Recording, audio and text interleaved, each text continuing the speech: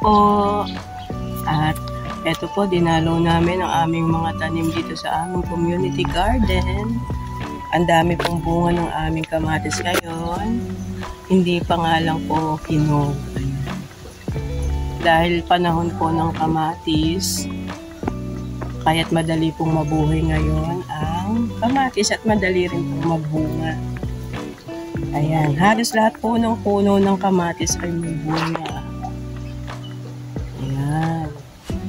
At ngayon po ay magdidilid naman po kami ng mga gulay dito sa aming community garden. Hitik na hitik po sa bunga ang mga kamatis dito sa aming community garden. Nakakatuwa pong tingnan. Ayan po. Dahil panahon ng kamatis, ay madaling mabuhay ang mga kamatis ngayon at murang-mura po ito ngayon sa palengke.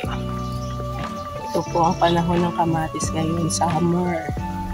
Kaya halos lahat ng puno ng kamatis ay may bunga. Kaya ang sarap pong magtanim dito ngayon ng kamatis. Yan po, ka-babe. Ayan. Diba? Ang dami niyang bunga. Ayan po.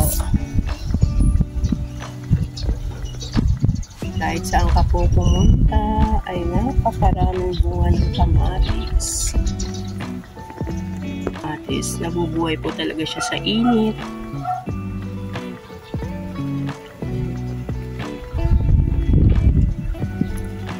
Ayan po.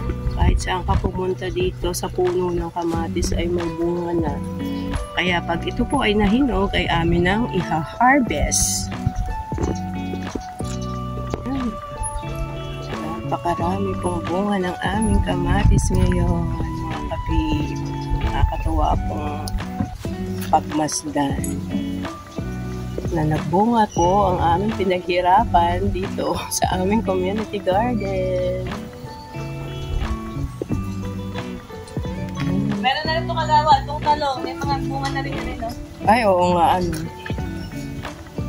Ayan, pati po yung aming tanim na talong doon ay may bunga na din po.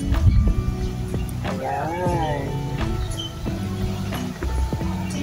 Hindi naman po, mga ilang araw lang naman to ay mahihinog na.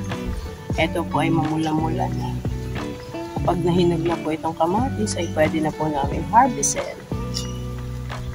Ayan, dami.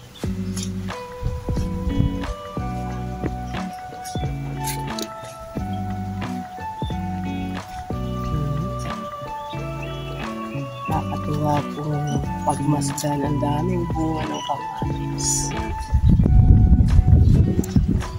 Yung iba po ay kumpul-kumpul.